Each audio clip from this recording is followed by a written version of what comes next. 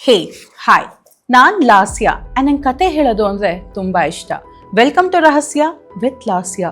ಇವತ್ತು ನಿಮ್ಮೆಲ್ಲರಿಗೂ ಒಂದು ಜಾಗದ ಬಗ್ಗೆ ಹೇಳೋ ಟೈಮ್. ಈ ಪೇಷಂಟ್ ಫೈಲ್ಸ್ನ ಅನನ್ಯ ತನ್ನ ಕೈಯಲ್ಲಿ ಇಟ್ಕೊಂಡು ವಾರ್ಡ್ ಕಡೆ ಹೋಗ್ತಾ ಇರ್ತಾರೆ. ನರ್ಸಿಂಗ್ ಸ್ಟೇಷನ್ ಅಂತ ಏನಮ್ಮ ಅಂತ ಕರೀತಾರೆ. ಅನನ್ಯ ಇದ್ದವರು ಯಾರಪ್ಪ ಇಷ್ಟೊತ್ತಲ್ಲಿ, ಗಂಟೆ ನೋಡಿದ್ರೆ 12:30 1 ಗಂಟೆ ಆಗಿದೆ. ಸೊ ಯಾರಲ್ಲಿ ಇಷ್ಟೊತ್ತಲ್ಲಿ ನಿಂತಿದಾರಲ್ಲ ಅಂತ ಅಲ್ಲಿ ಹೋಗ್ತಾರೆ.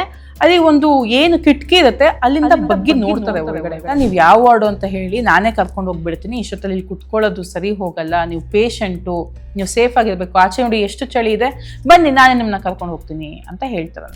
2 ಹೆಜ್ಜೆ ಹಾಕಿ ಹಿಂದೆ ತಿರುಗಿ ನೋಡ್ತಾಳೆ. ನೋಡಿದ್ರೆ ಅಲ್ಲಿ ಯಾರು ಇರೋದೇ ಇಲ್ಲ. ಇವರೇ ಎದ್ದೋಗ ಆಚೆ ಫುಲ್ ಡೋರ್ನ ಓಪನ್ ಮಾಡಿ ಹೋಗಿ ನೋಡಿದ್ರೆ ತಂದೆ ತಾಯಿ ಇಬ್ರು ಸಹ ರೂಮ್ ನಲ್ಲಿ ಮಲಗಿದ್ದಾರೆ. ಮತ್ತೆ ನನ್ನನ್ನು ಯಾರಪ್ಪ ಅವಾಗಿಂದ ನೋಡ್ತಾ ಇರೋದು? ಅವರ ಒಂದು ಬೀರು ಡಾಕ್ಯುಮೆಂಟ್ಸ್ ಏನಿರುತ್ತೆ ಆ ಬೀರು ಹತ್ರ ಹೋಗಿ ಓಪನ್ ಮಾಡಿ ಮೇಲ್ಗಡೆನೆ ಇದ್ದಂಥ ಒಂದು ಫೈಲ್ನ ಎತ್ಕೊಂಡ್ ಬಂದ್ಬಿಟ್ಟು ಅದರಲ್ಲಿ ಒಂದು ಫೋಟೋನ ಆಚೆ ತೆಗೆದು ತೋರಿಸ್ತಾರೆ.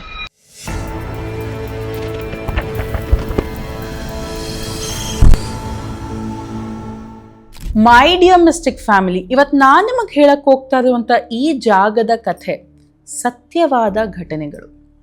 ಎಸ್, ಪುಣೆ ಬಗ್ಗೆ ನಾನು ಹಲವಾರು ಎಪಿಸೋಡ್ಸ್ ಮಾಡ್ತೀನಿ ಅಂತ ಹೇಳಿದ್ದೆ. ಸೊ ಈ ಒಂದು ಜಾಗ ಇರೋದು ಕೂಡ ಪುಣೆನಲ್ಲಿ. ನಾವೆಲ್ಲ ಹಾಸ್ಪಿಟ್ಲಿಗೆ ಯಾಕೆ ಹೋಗ್ತೀವಿ?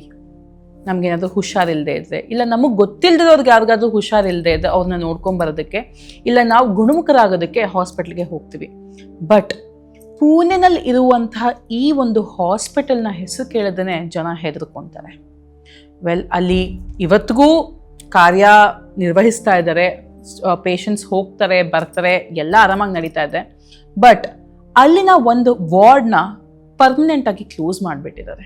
ಯಾಕೆ ಅಂದರೆ ಇಲ್ಲಿ ಒಂದಲ್ಲ ಎರಡಲ್ಲ ಹಲವಾರು ಪ್ಯಾರನಾರ್ಮಲ್ ಆಕ್ಟಿವಿಟೀಸ್ ನಡೀತಾನೆ ಇರುತ್ತೆ. ಅದಕ್ಕೆ ನಿದರ್ಶನವಾಗಿ ಯೂಟ್ಯೂಬ್ನಲ್ಲಿ ಹಲವಾರು ಪ್ಯಾರನಾರ್ಮಲ್ ವಿಡಿಯೋಸ್ನ ಕೂಡ ರಿಲೀಸ್ ಮಾಡಿದ್ದಾರೆ. ಒಂದು ಕಡೆ ಸ್ಟ್ರೆಚರ್ ತಾನೇ ಮೂವ್ ಆಗ್ತಾ ಇದ್ರೆ, ಇನ್ನೊಂದು ಕಡೆ ಆ ಕ್ಲೋಸ್ ಆಗಿರುವಂಥ ವಾರ್ಡಿಂದ ಆಚೆ ಬರುವಂಥ ಶ್ಯಾಡೋಗಳು ಕಾಣಿಸುತ್ತೆ. ಸೊ ಈ ಥರ ನಮಗೆ ಒಂದು ವಿಡಿಯೋಸ್ ನಮಗೆ ಯೂಟ್ಯೂಬ್ನಲ್ಲಿ ಕಾಣ್ಲಿಕ್ಕೆ ಸಿಗುತ್ತೆ. ಬಟ್ ಇವತ್ತು ನಾನು ನಿಮಗೆ ಶೇರ್ ಮಾಡಕ್ಕೆ ಬಂದಿರುವಂಥ ಈ ಸ್ಟೋರೀಸ್ ನಿಜವಾಗ್ಲೂ ಅಲ್ಲಿ ಎಕ್ಸ್ಪೀರಿಯನ್ಸ್ ಆಗಿರುವಂತಹ ಏನು ಎಕ್ಸ್ಪೀರಿಯನ್ಸ್ ಆಗಿದೆ ಅಲ್ಲಿರುವಂಥ ಜನರಿಗೆ ಆಗಿರುವಂಥ ಸ್ಟೋರೀಸ್. ಸೊ ಎಸ್, ಇದೇ ಇವತ್ತಿನ episode, Pune's haunted hospital. My dear mystic family, ನಾನು ಈ ಹಾಸ್ಪಿಟಲ್ ಹೆಸರು ಹೇಳಕ್ಕೂ ಮುಂಚೆ, ಈ ಒಂದು ಹಾಸ್ಪಿಟಲ್ ಸಿಕ್ಕಾಪಡೆ ಫೇಮಸ್, ಇದ್ರ ಬಗ್ಗೆ ಹಲವಾರು ವಿಡಿಯೋಸ್ ಆಲ್ರೆಡಿ ಇದ್ದಾವೆ. ಸೊ ಅದ್ರ ಬೇಸಿಸ್ ಮೇಲೇನೆ ನಾನು ಈ ಒಂದು ಹಾಸ್ಪಿಟಲ್ ಹೆಸರು ಹೇಳ್ತಿರೋದು.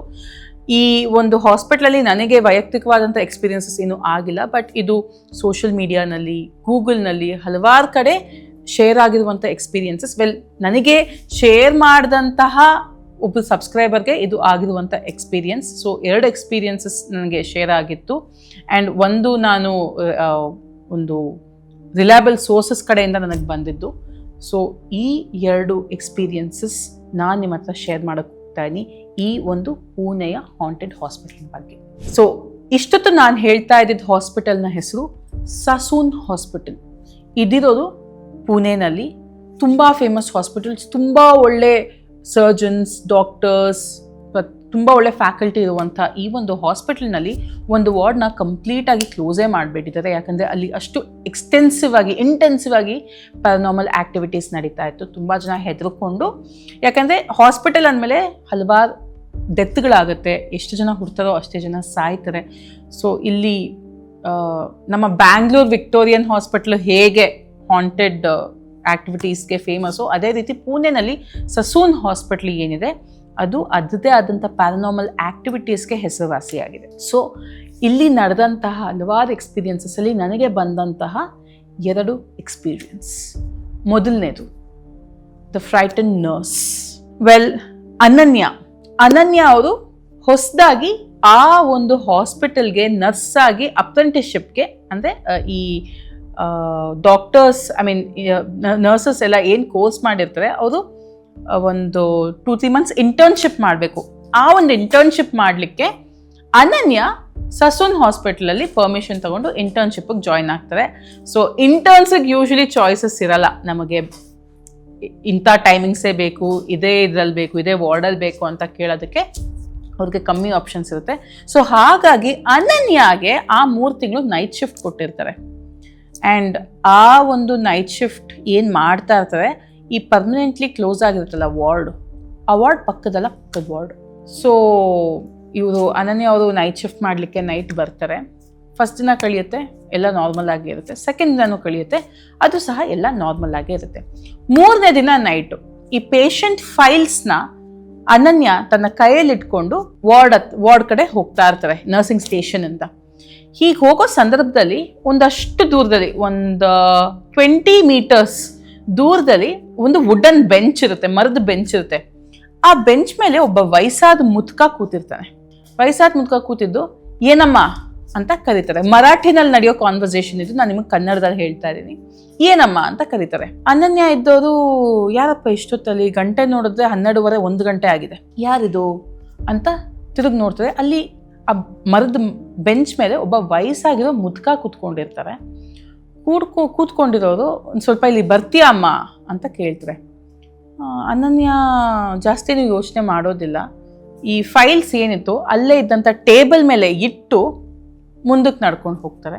ನಡ್ಕೊಂಡು ಹೋಗಿ, ತಾತ ಯಾಕೆ ಇಲ್ಲಿ ಕೂತಿದ್ದೀರಾ, ನೀವು ಯಾರು ಅಂತ ಕೇಳಿದಾಗ ಆ ತಾತ ಆ ಒಂದು ಹಾಸ್ಪಿಟಲ್ನ ಒಂದು ನಾರ್ಮಲ್ ವೈಟ್ ಗೌನ್, ಈ ಪೇಷಂಟ್ಸ್ ಗೌನ್ಸ್ ಏನಿರುತ್ತೆ ಆ ಗೌನ್ ಹಾಕೊಂಡು ಕೂತಿರುತ್ತೆ. ಸೊ ಪೇಷಂಟ್ ಅನ್ನೋದು ಅಲ್ಲಿ ಅನನ್ಯಾಗ ಗೊತ್ತಾಗುತ್ತೆ. ತಾತ ಯಾಕೆ ಎಷ್ಟೊತ್ತಲ್ಲಿ ಕೂತಿದ್ದೀರಾ, ನಿಮ್ದು ಯಾವ ವಾರ್ಡು, ಯಾಕೆ ಇಲ್ಲಿ ಕೂತಿದ್ದೀರಾ ಅಂತ ಕೇಳ್ತಾರೆ. ಇಲ್ಲಮ್ಮ, ತುಂಬ ದಾಹ ಆಗ್ತಾ ಇತ್ತು, ಕರೆದ್ರೆ ಯಾರೂ ಬರಲಿಲ್ಲ, ನೀರು ಬೇಕು, ಸ್ವಲ್ಪ ಅಲ್ಲಿ ನೀರು ತಂದು ಕೊಡ್ತೀಯಾ ಅಂತ ಕೇಳ್ತಾರೆ. ಅಯ್ಯೋ ಅಷ್ಟೇನಾ ತಾತ, ಇರಿ ನಾನು ತಂದು ಕೊಡ್ತೀನಿ ಅಂದ್ಬಿಟ್ಟು ಹೋಗಿ ಆ ಪೇಪರ್ ಕಪ್ಸ್ ಏನಿರುತ್ತೆ ಅದರಲ್ಲಿ ನೀರನ್ನ ತುಂಬಿಸ್ಕೊಂಡು ಬಂದು ವಾಪಸ್ಸು ಅದೇ ಜಾಗಕ್ಕೆ ಬಂದು ಅಲ್ಲಿ ಕೂತಿದ್ದಂಥ ತಾತಂಗೆ ಫುಲ್ ಪೇಪರ್ ಗ್ಲಾಸ್ ಆಫ್ ನೀರನ್ನ ಕೊಡ್ತಾರೆ. ಆ ತಾತ ಅದನ್ನ ಅವ್ರ ಕೈಯಾರಾನೆ ಎತ್ಕೊಂಡು ಕುಡಿದು ಒಂದು 1/4 ಭಾಗ ಇರುವಷ್ಟು ನೀರನ್ನ ಸೈಡಲ್ಲಿ ಪಕ್ಕಕ್ಕಿಡುತ್ತೆ. ತುಂಬ ಥ್ಯಾಂಕ್ಸ್ ಅಮ್ಮ, ದೇವ್ರು ನಿನಗೆ ಒಳ್ಳೇದು ಮಾಡಲಿ ಅಂತ ಹೇಳ್ತಾರಂತೆ, ನಿನಗೆ ಒಳ್ಳೇದಾಗಲಿ ಅಂತ ಹೇಳ್ತಾರೆ. ಸರಿ ಅನನ್ಯ, ತಾತ ನೀವು ಯಾವ ವಾರ್ಡು ಅಂತ ಹೇಳಿ ನಾನೇ ಕರ್ಕೊಂಡು ಹೋಗ್ಬಿಡ್ತೀನಿ, ಇಷ್ಟೊತ್ತಲ್ಲಿ ಇಲ್ಲಿ ಕುತ್ಕೊಳ್ಳೋದು ಸರಿ ಹೋಗಲ್ಲ, ನೀವು ಪೇಷಂಟು, ನೀವು ಸೇಫ್ ಆಗಿರ್ಬೇಕು, ಆಚೆ ನೋಡಿ ಎಷ್ಟು ಚಳಿ ಇದೆ, ಬನ್ನಿ ನಾನೇ ನಿಮ್ಮನ್ನ ಕರ್ಕೊಂಡು ಹೋಗ್ತೀನಿ ಅಂತ ಹೇಳ್ತಾರಂತೆ. ಇಲ್ಲ ಅಮ್ಮ ನಾನು ಹೋಗ್ತೀನಿ, ನಂಗೆ ಒಳಗಡೆ ತುಂಬ ಸೆಕೆ ಆಗ್ತಾ ಇತ್ತು, ಗಾಳಿಗೆ ಆಚೆ ಬಂದೆ, ಜೊತೆಗೆ ನೀರು ಕುಡಿಬೇಕು ಅಂತು, ಇಲ್ಲೇ ಪಕ್ಕದ ವಾರ್ಡ್ ನಂದು, ನಾನು ಹೋಗ್ತೀನಿ ಅಂತ ಹೇಳ್ತಾರಂತೆ. ಸರಿ ಆಯಿತು ತಾತ ಅಂತ ಅಂದು 2 ಹೆಜ್ಜೆ, 1 2 ಹೆಜ್ಜೆ ಹಾಕಿ ಹಿಂದೆ ತಿರುಗಿ ನೋಡ್ತಾಳೆ. ನೋಡಿದ್ರೆ ಅಲ್ಲಿ ಯಾರು ಇರೋದೇ ಇಲ್ಲ. ಅನನ್ಯಕ್ಕೆ ಸಿಕ್ಕಾಬಡೆ ಶಾಕ್ ಆಗುತ್ತೆ. ಒಬ್ರು 10 ಹೆಜ್ಜೆ ಹೋಗಿ ಹಿಂದೆ ತಿರುಗಿ ನೋಡೋಷ್ಟರಲ್ಲಿ ಯಾರೋ ಒಬ್ರು ಆ ಪ್ಯಾಸೇಜ್ನ ಕ್ರಾಸ್ ಮಾಡ್ಕೊಂಡು ಹೋಗೋದ್ರಲ್ಲಿ ಅರ್ಥ ಇದೆ. 2 ಹೆಜ್ಜೆ ಇಡಕ್ಕೆ 2 ಸೆಕೆಂಡ್ ಸಾಕು. 2 ಸೆಕೆಂಡ್ ಹೋಗಿ ಹಿಂದೆ ತಿರುಗಿ ನೋಡಿದ್ರೆ ಅಲ್ಲಿ ಯಾರು ಇಲ್ಲ ಪ್ಯಾಸೇಜಲ್ಲಿ. ಅನನ್ಯಾಗ ಒಂಥರ ಆಗುತ್ತೆ, ಏನಿದು ಈ ತಾತ ಇಲ್ಲೇ ಕೂತಿತ್ತಲ್ಲ, ಏನಾಯ್ತು, ಎಲ್ಲಿ ಹೋದ್ರು, ತುಂಬ ಕಾಡುತ್ತೆ. ಸರಿ ಮೋಸ್ಟ್ಲಿ ನಿಜವಾಗ್ಲೂ ಅಲ್ಲೇ ಪಕ್ಕದ ವಾರ್ಡ್ ಇರಬೇಕು, ತಕ್ಕಂಥ ಒಳಗಡೆ ಅವಳೇ ಕನ್ವಿನ್ಸ್ ಮಾಡ್ಕೊತಾಳೆ. ಯಾಕಂದರೆ ಅಷ್ಟು ಟೆನ್ಷನ್ ತೊಗೊಳಕ್ಕಾಗಲ್ಲ, ಭಯ ಬೇರೆ ಆಗ್ಬಿಡುತ್ತೆ. ಅವಳೇ ಕನ್ವಿನ್ಸ್ ಮಾಡ್ಕೊತಾಳೋಕೆ ಪಕ್ಕದ ವಾರ್ಡೇ ಇರಬೇಕು, ಮೋಸ್ಟ್ಲಿ ಒಳಗಡೆ ಹೋಗಿರ್ಬೇಕು ಆ ತಾತ ಅಂದ್ಬಿಟ್ಟು ಅವಳೇ ಸಮಾಧಾನ ಮಾಡಿಕೊಂಡು ಬಂದುಬಿಡ್ತಾಳೆ. ಬಂದು ಅವತ್ತಿನ ಡ್ಯೂಟಿ ಮುಗಿಸ್ಕೊಂಡು ಮನೆಗೆ ಹೋಗಿ ಮತ್ತೆ ನೆಕ್ಸ್ಟ್ ಡೇ ಏನಿದೆ ನೈಟು ಬರ್ತಾಳೆ. ಅಲ್ಲಿ ಹೆಡ್ ನರ್ಸ್ ಏನಿರ್ತಾರೆ ಅವ್ರ ಹತ್ರ ಮಾತಾಡ್ತಾ ಈ ಥರ ನಾನು ಸುಮಾರು 1:30 ಗಂಟೆ ಅಷ್ಟೊತ್ತಿಗೆ ನಾನು ಅಲ್ಲಿ ನಡ್ಕೊಂಡು ಹೋಗ್ತಾ ಇದ್ದೆ. ಅಲ್ಲಿ ಒಂದು ತಾತ ಇತ್ತು, ಅದು ನೀರು ಕೇಳ್ತು, ವಾಪಸ್ ಬಂದು ಕೊಟ್ಟು ಮುಂದೆ ಹೋಗಿ ನೋಡ್ತೀನಿ, ಮತ್ತೆ ಅಲ್ಲಿ ತಾತನೇ ಕಾಣಿಸ್ತಾ ಇಲ್ಲ ಅಂತ ಹೇಳ್ತಾರೆ. ಆ ಹೆಡ್ ನರ್ಸ್ ಎತ್ಕೊಂಡು ಯಾವ ಕಡೆ ವಾರ್ಡ್ ಹತ್ರ ಇತ್ತು, ಅಲ್ಲಿ C ಬ್ಲಾಕ್ ಇದೆಯಲ್ಲ ಅದು ಪಕ್ಕದ ವಾರ್ಡಲ್ಲೇ. ಇಲ್ವಲ್ಲ, 3 ದಿನದಿಂದ ಅಲ್ಲಿ ಯಾವುದೂ ಅಡ್ಮಿಷನ್ನೇ ಆಗಿಲ್ಲ, ನೀನು ಬರೋಕ್ಕೂ ಮುಂಚೆ ಅಲ್ಲಿದ್ದರು, ಬಟ್ ಅದು ಆ ಕೇಸ್ ಹೋದ್ಮೇಲೆ ಅಲ್ಲಿ ಯಾರು ನಾವು ಅಡ್ಮಿಷನ್ನೇ ತೊಗೊಂಡಿಲ್ಲ, ನೀನು ಯಾರನ್ನು ನೋಡಿದೆ ಅಂತ ಕೇಳ್ತೇನೆ. ಇಲ್ಲ ಅಲ್ಲೊಂದು ತಾತ ಇತ್ತು, ಅಲ್ಲೇ ಕೂತಿತ್ತು, ಅಲ್ಲಿ ನಾನು ಹೋಗ್ತೀನಿ ವಾರ್ಡ್ ಒಳಗಡೆ ಹೋಗ್ತೀನಿ ಅಂತ ನಂಗೆ ಕೈ ತೋರಿಸಿ ಹೇಳಿದ್ಮೇಲೆ ನಾನು ಮುಂದೆ ಬಂದು ಹಿಂದೆ ತಿರುಗಿ ನೋಡಿದ್ದು, ಆಮೇಲೆ ಕಾಣಿಸ್ಲ, ಅದಕ್ಕೆ ಈ ವಿಷಯ ನಿಮ್ಮ ಜೊತೆ ಡಿಸ್ಕಸ್ ಮಾಡ್ತಾ ಇರೋದು ಅಂತ ಅನನ್ಯ ಹೆಡ್ ನರ್ಸ್ ಹತ್ರ ಹೇಳ್ತಾರೆ. ಅದಕ್ಕೆ ಆ ಹೆಡ್ ನರ್ಸ್ ಎತ್ಕೊಂಡು, ಅನನ್ಯ ಆ ತಾತ ನೋಡೋಕ್ಕೆ ಹೇಗಿದ್ರು? ಇಲ್ಲ ತುಂಬ ವಯಸ್ಸಾಗಿತ್ತು, ಸುಮಾರು ಒಂದು 70-75 ವರ್ಷ ಆಗಿತ್ತು, ಬಟ್ ಆ ತಾತಂಗೆ ಮೂಗ್ ಮೇಲೆ ದೊಡ್ಡದೊಂದು ದಪ್ಪದೊಂದು ಮಚ್ಚೆ ಇತ್ತು ಅಂತ ಹೇಳ್ತಾರೆ, ಈ ಜಾಗದಲ್ಲಿ ಮಚ್ಚೆ ಇತ್ತು ಅಂತ ಹೇಳ್ತಾರೆ. ಹೆಡ್ ನರ್ಸ್ಗೆ ಸಿಕ್ಕಾಪಟ್ಟೆ ಗಾಬರಿ ಆಗುತ್ತೆ, ಒಂಥರ ಕನ್ಫ್ಯೂಸ್ ಆಗಿಬಿಡುತ್ತೆ, ಏನು ಅಂದ್ಬಿಟ್ಟು ಅವರ ಒಂದು ಬೀರು ಡಾಕ್ಯುಮೆಂಟ್ಸ್ ಏನಿರುತ್ತೆ ಆ ಬೀರು ಹತ್ರ ಹೋಗಿ ಓಪನ್ ಮಾಡಿ ಮೇಲ್ಗಡೆನೇ ಇದ್ದಂಥ ಒಂದು ಫೈಲ್ನ ಎತ್ಕೊಂಡ್ಬಂದ್ಬಿಟ್ಟು ಅದರಲ್ಲಿ ಒಂದು ಫೋಟೋನ ಆಚೆ ತೆಗೆದು ತೋರಿಸ್ತಾರೆ. ನೀನು ನೋಡಿದ ಈ ಪೇಷಂಟ್ನ ನೋಡಿ, ಇವ್ರಿಗೂ ಮೂಗ್ಬೇಲ್ ಮಚ್ಚೆ ಇದೆ.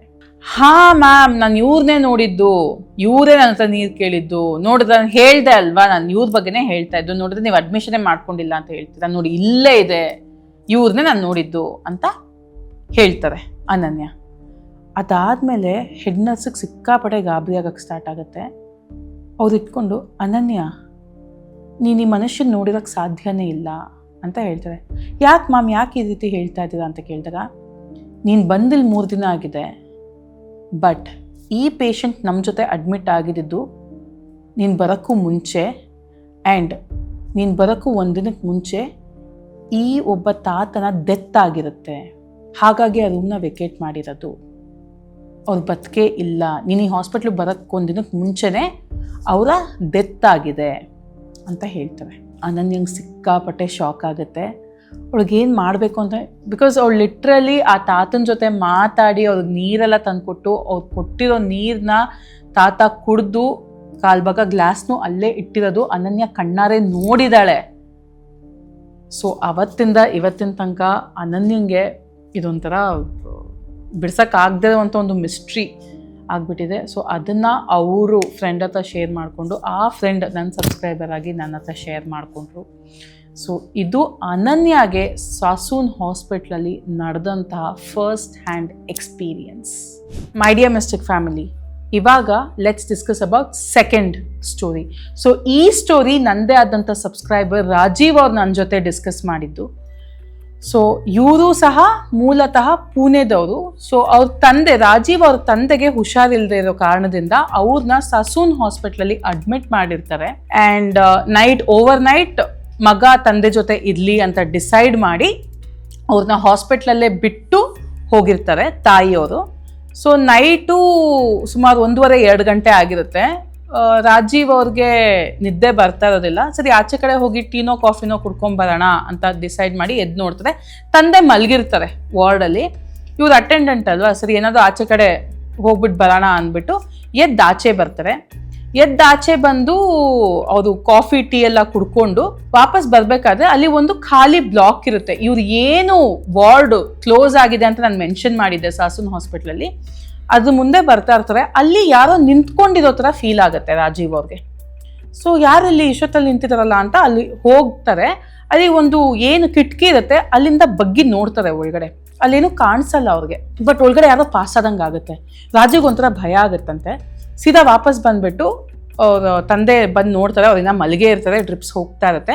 ರಾಜೀವ್ ಅವ್ರು ಬಂದು ಅಟೆಂಡೆಂಟ್ದು ಏನು ಬೆಡ್ ಇರುತ್ತೆ ಅದ್ರ ಮೇಲೆ ಮಲ್ಕೊಂಡ್ಬಿಡ್ತಾರೆ. ಅದಾದ್ಮೇಲೆ ನೆಕ್ಸ್ಟ್ ಡೇ ಡಾಕ್ಟರ್ ಬಂದೆಲ್ಲ ನೋಡಿ, ಏನಿಲ್ಲ ಸ್ವಲ್ಪ BP ಹೆಚ್ಚು ಕಮ್ಮಿ ಆಗಿತ್ತು ಅಷ್ಟೇ, ಎಲ್ಲ ನಾರ್ಮಲ್ ಆಗಿದೆ, ನಾವಿವಾಗ ಡಿಸ್ಚಾರ್ಜ್ ಮಾಡಿಕೊಡ್ತೀವಿ ನಿಮ್ಮ ತಂದೆ ಅವ್ರನ್ನ ಅಂತ ಹೇಳಿ ಕಳಿಸ್ಕೊಡ್ತಾರೆ.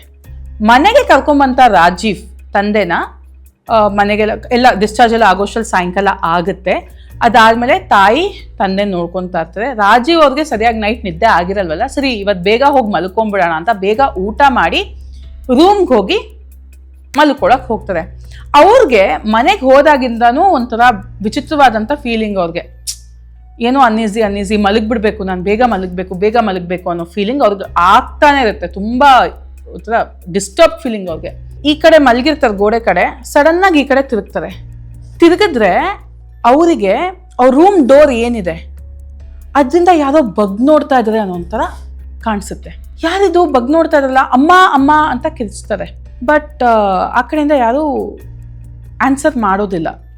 ಸರಿ ಆಯಿತು ಅಂದ್ಬಿಟ್ಟು ಇನ್ನೊಂದ್ಸಲಿ ಅಮ್ಮ ನೀನೇನಾದರೂ ಬಂದಿದ್ಯಾ ಅಂತ ಕೇಳ್ತಾರೆ, ಏನೂ ರೆಸ್ಪಾಂಡೇ ಮಾಡಲ್ಲ. ಇವರೇ ಎದ್ದೋಗ ಆಚೆ ಫುಲ್ ಡೋರ್ನ ಓಪನ್ ಮಾಡಿ ಹೋಗಿ ನೋಡಿದ್ರೆ ತಂದೆ ತಾಯಿ ಇಬ್ಬರೂ ಸಹ ರೂಮ್ನಲ್ಲಿ ಮಲಗಿದ್ದಾರೆ. ಮತ್ತೆ ನನ್ನನ್ನು ಯಾರಪ್ಪ ಅವಾಗಿಂದ ನೋಡ್ತಾ ಇರೋದು ಅಂತ ಇವ್ರು ಮತ್ತೆ ಅದನ್ನೇ ಯೋಚನೆ ಮಾಡಿಕೊಂಡು ಬಂದು ರೂಮಲ್ಲಿ ಮಲ್ಕೊಂತಾರಂತೆ. ಹಾಗೆ ನಿದ್ದೆ ಹೋಗ್ಬಿಡ್ತಾರೆ. ನೆಕ್ಸ್ಟ್ ಡೇ ನೈಟ್ ಕೂಡ ಅವ್ರಿಗೆ ಇದೇ ಥರ ಫೀಲಿಂಗ್, ಯಾರೋ ಅವ್ರನ್ನ ರೂಮ್ನಲ್ಲಿ ಬಗ್ಗಿ ನೋಡ್ತಾ ಇದ್ದಾರೆ. ಇವಾಗ ಇವ್ರು ಎಲ್ಲಿರ್ತಾರೋ ಅಲ್ಲಿಂದ ಅಲ್ಲಿ ಆ ಜಾಗದಲ್ಲಿ ಇವ್ರನ್ನ ಯಾರೋ ಬಗ್ ನೋಡ್ತಾ ಇರೋ ಥರ ಫೀಲಿಂಗ್ಸ್. ಹಿಂಗೆ ತಿರ್ಗಿದ್ರೆ ಬಗ್ ನೋಡ್ತಾ ಇರೋದು ವಾಪಸ್ ಹೋಗ್ಬಿಡೋ ಥರ ಈ ಥರ ಎಲ್ಲ ಆಗಕ್ಕೆ ಸ್ಟಾರ್ಟ್ ಆಗುತ್ತಂತೆ. ತಾಯಿ ಹತ್ರ ಹೇಳ್ಕೊತಾರೆ, ತಂದೆ ಹತ್ರನೂ ಹೇಳ್ಕೊತಾರೆ, ಈ ಥರ ಬಂದಾಗಿಂದ ನಂಗೆ ಈ ಥರ ಆಗ್ತಾ ಇದೆ, ಯಾರು ನನ್ನ ಬಗ್ ನೋಡ್ತಾ ಇದ್ದಾರೆ ಅನ್ನೋ ಫೀಲಿಂಗ್ ಬರ್ತಾ ಇದೆ ಅಂತ ಹೇಳ್ಕೊತಾರೆ. ಆಗ ತಂದೆ ನೀನು ಏನು ಮಾಡಿದೆ ಅಲ್ಲಿ ಹಾಸ್ಪಿಟ್ಲಿಗೆ ಹೋಗಿದ್ದಾಗ ನೀನಾದ್ರು ಮಾಡ್ದ ಅಂತ ಕೇಳಿದಾಗ, ಇಲ್ಲ ನೈಟ್ ಈ ಥರ ನೀನು ಮಲಗಿರ್ಬೇಕಾದ್ರೆ ನಂಗೆ ನಿದ್ದೆ ಬರ್ತಾ ಇರಲಿಲ್ಲ, ಆಚೆ ಕಡೆ ಕಾಫಿ ಕುಡಿಯೋಕೆ ಹೋಗಿದ್ದೆ, ವಾಪಸ್ ಬರಬೇಕಾದ್ರೆ ಈ ಒಂದು ಬ್ಲಾಕ್ ಏನಿದೆ ಅಲ್ಲಿ ಯಾರೋ ನಂಗೆ ನಿಂತಂಗೆ ಕಾಣಿಸ್ತು, ಅದಕ್ಕೆ ಹೋಗ್ಬಿಟ್ಟು ಆ ವಾರ್ಡ್ ಒಳಗಡೆ ನಾನು ಬಗ್ ನೋಡಿದೆ, ಒಳಗಡೆ ಯಾರೋ ಓಡೋದಂಗೆ ಆಯಿತು, ನನಗೆ ಭಯ ಆಯಿತು, ಅದಕ್ಕೆ ನಾನು ಪಕ್ಕ ಬಂದು ಮಲ್ಕೊಂಡ್ಬಿಟ್ಟೆ ಅಂತ ಹೇಳ್ಕೊತಾರೆ. ಸೊ ಅವಾಗ ಅವ್ರಿಗೆ ಅರ್ಥ ಆಗುತ್ತೆ, ನೀನು ಅವ್ರ ಜಾಗಕ್ಕೆ ಹೋಗಿ ಅವ್ರನ್ನ ಬಗ್ ನೋಡಿದ್ಯಾ, ಅದಕ್ಕೆ ಅವ್ರು ನಿನ್ನ ಫಾಲೋ ಮಾಡ್ಕೊಂಬಂದು ಇವಾಗ ನೀನಿರೋ ಜಾಗದಲ್ಲೆಲ್ಲ ನಿನ್ನ ಬಗ್ ನೋಡ್ತಾ ಇದ್ದಾರೆ ಅಂತ ಅನಿಸ್ತಾ ಇದೆ. ಒಂದು ಕೆಲಸ ಮಾಡೋಣ, ಸೀದಾ ಹೋಗಿ ದೇವಸ್ಥಾನಕ್ಕೆ ಹೋಗಿ ಪೂಜೆ ಮಾಡಿಸ್ಕೊಂಬರೋಣ ಅಂತ ಅಷ್ಟೂ ಜನ ಅಲ್ಲೇ ಇದ್ದಂಥ ಒಂದು ಆಂಜನೇಯ ಸ್ವಾಮಿ ದೇವಸ್ಥಾನಕ್ಕೆ ಹೋಗ್ತಾರೆ. ಅಲ್ಲಿ ಹೋಗಿ ಅವರು ಪ್ರಶ್ನೆ ಕೇಳ್ತಾರಂತೆ ದೇವ್ರ ಹತ್ರ. ಈ ಥರ ಮಾಡಿ ಕೇಳಿದಾಗ, ಹೌದು ನಿಮ್ಮ ಹಿಂದೆನೇ ಒಂದು ಗಾಳಿ ಬಂದಿದೆ, ಆ ಗಾಳಿಯ ಒಂದು ಛಾಯೆ ಏನಿದೆ ನಮಗೆ ಗೊತ್ತಾಗ್ತಾ ಇದೆ, ಅದು ನಿಮ್ಮ ಹಿಂದೆನೇ ಬಂದಿದೆ ಅಂದ್ಬಿಟ್ಟು ಅಲ್ಲಿ ಅದು ಇದು ಎಲ್ಲ ಪೂಜೆ ಮಾಡಿ ಇದನ್ನ ಮನೆಗೆ ತೊಗೊಂಡೋಗಿ ನಿಮ್ಮ ಮನೆಯಲ್ಲಿ ಪ್ರತಿಯೊಂದು ಬಾಗ್ಲತನೂ ಇಡಿ ಅಂತ ಒಂದು 5-6 ನಿಂಬೆಹಣ್ಣು ಕೊಡ್ತಾರಂತೆ. ಆ ನಿಂಬೆಹಣ್ಣನ್ನ ತೊಗೊಂಬಂದು ಮನೆಯಲ್ಲಿ ಅವ್ರು ಕೊಟ್ಟಿರುವಂಥ ಕುಂಕುಮ, ವಿಭೂತಿ ಮತ್ತು ಅದು ಆರೆಂಜ್ ಕಲರ್ದು ಗಂಧ ಏನಿದೆ ಎಲ್ಲ ತೊಗೊಂಬಂದಿಟ್ಟು 1 ವಾರ ಪೂಜೆ ಮಾಡಿ ಆದಮೇಲೆ ಈ ಒಂದು ಸಮಸ್ಯೆ ರಾಜೀವ್ ಅವ್ರಿಗೆ ಬಗೆಹರಿತು. ಸೊ ಈ ಒಂದು ಎಕ್ಸ್ಪೀರಿಯನ್ಸ್ನ ರಾಜೀವ್ ಅವರು ನಮ್ಮ ಹತ್ರ ಶೇರ್ ಮಾಡಿಕೊಂಡ್ರು. ಆ್ಯಂಡ್ ನನಗಂತೂ ಸಿಕ್ಕಾಪಟ್ಟೆ ಸ್ಪೂಕಿ ಅನಿಸ್ತು ಸಸುನ್ ಹಾಸ್ಪಿಟ್ಲ್ ಬಗ್ಗೆ. ಸೊ ಒಂದು ಹಾಸ್ಪಿಟ್ಲು, ಆ ಹಾಸ್ಪಿಟಲ್ದಂತೂ ಹಲವಾರು ಸ್ಟೋರೀಸ್ ನಾವು ಕೇಳ್ಪಟ್ಟಿದ್ದೀವಿ. ಬಟ್ ಈ 2 ಎಕ್ಸ್ಪೀರಿಯನ್ಸಸ್ ನನಗೆ ನನ್ನ ಸಬ್ಸ್ಕ್ರೈಬರ್ಸ್ ಹೇಳಿದಂತಹ ಸ್ಟೋರಿ. ಮೈ ಡಿಯರ್ ಮಿಸ್ಟಿಕ್ ಫ್ಯಾಮಿಲಿ, ಸೊ ಈ ಸ್ಟೋರಿ ನಿಮ್ಗೆ ಇಷ್ಟ ಆಯಿತಾ? ಹಾಗಿದ್ದರೆ do like, share and subscribe. And follow me on my Instagram account. Stay with me on Rahasya with Lasya, where mystery